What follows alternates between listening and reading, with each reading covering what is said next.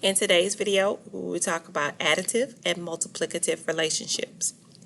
We will focus on 6.4a, where you compare two rules verbally, numerically, graphically, and symbolically in the form of y equals 8x equals or y equals x plus a in the order to differentiate between additive and multiplicative relationships. Let's talk about what is an additive and multiplicative relationship. An additive relationship involves only addition or subtraction to compare the independent and dependent quantities of a relationship. A multiplicative relationship uses multiplication or division to compare the independent and dependent quantities of a relationship. We will be using the notes page that you glued down on page 95 of your composition book. If you don't have this notes page, please ask the teacher to give you one. Here we go. Let's first start off with talking about an additive relationship.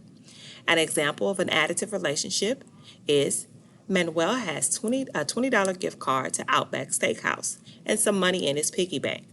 He can buy dinner for his family that is $20 more than the amount in his piggy bank. Create a table and a graph showing how much Manuel can spend on dinner. So the first thing I want to know is, what is the independent quantity? In this situation, the independent quantity is the amount in the piggy bank. What is the dependent quantity? Well, in this situation, it is the total money spent on dinner. Now, let's write an equation that can represent this situation. We know that y equals x plus 20. X represents the independent quantity, and adding 20 to x will give us the dependent quantity of y. Now, let's go ahead and make a table and graph in order to show the process when finding y. So, we can use these numbers in the graph to replace x in order to figure out y. For example, let's say that Manuel has $10 in his piggy bank. If Manuel has $10 in his piggy bank, then we can say that we want to replace y equals 10 plus 20. Instead of writing x, we're going to put 10. We know that 10 plus 20 is going to give us 30. So therefore, y is 30. Now we have an ordered pair. We know our x is 10 and our y is 30. Let's try it with $20. If x is $20, we would have the equation y equals 20 plus 20. Therefore, y is equal to 40. Now we have an ordered pair. Our x is 20 and our y is 40. What happens if x is 25? We can write the equation y equals 25 plus 20. 25 plus 20 is 45, so y is 45. Our ordered pair is 25, 45. And if x was 40, we know that we can say that y equals 40 plus 20, and y is equal to 60. Therefore, our ordered pair is x is 40 and y is 60. Now, let's go ahead and graph these ordered pairs. So, when we're graphing these ordered pairs, we want to make sure that we identify the independent and dependent quantities. Remember, the x-axis represents the independent quantity, which is the amount in the piggy bank. And the y-axis is going to represent the dependent quantity, which is the total spent on dinner. Now, let's go ahead and plot our ordered pairs.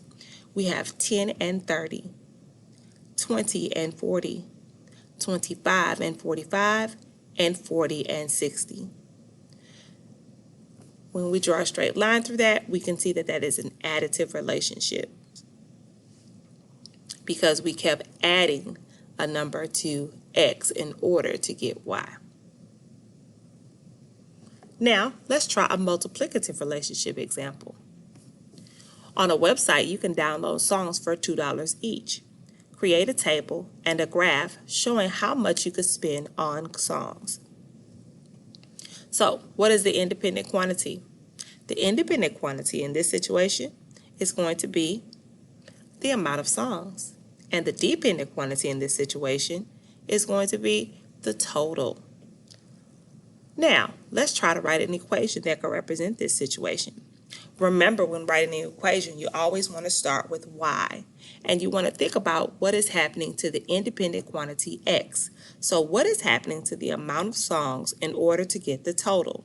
So we know that y is equal to 2 times x. Since we know that it's $2 each for each song, we are multiplying 2 times the amount of songs. And that will give us our total. So, what if we downloaded one song?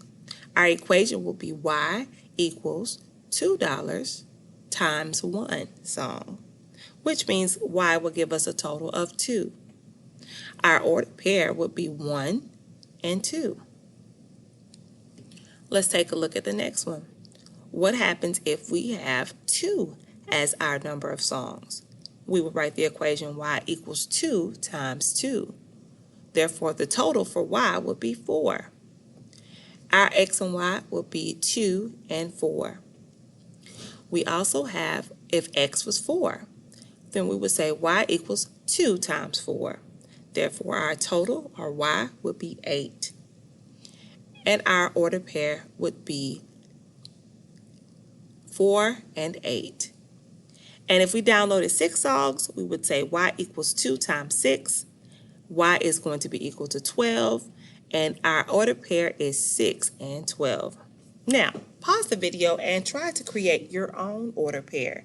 Create your own x, plug it in the equation, and find out your y. Awesome. All right, so now it's time for us to graph. If we look at our ordered pairs, we would know that the independent quantity is the number of songs, and the dependent quantity is the total. When we plot our ordered pairs, we have 1 and 2, 2 and 4, 4 and 8, and 6 and 12. Notice that when you have a multiplicative relationship, your points go through the origin. So if I drew a line through the origin, which is 0, 0, and went through all of my points, it will go through the origin. That is one characteristic of a multiplicative relationship. So when you're looking at graphs, see if that line goes through the origin, and that tells you that it's multiplicative. Alrighty, so you are going to work on the sheet that you got at the door, the pink paper. Make sure I would say that you do the independent quantities first, and then try to do the multiplicative quantities. I will be grading that on tomorrow. Good luck.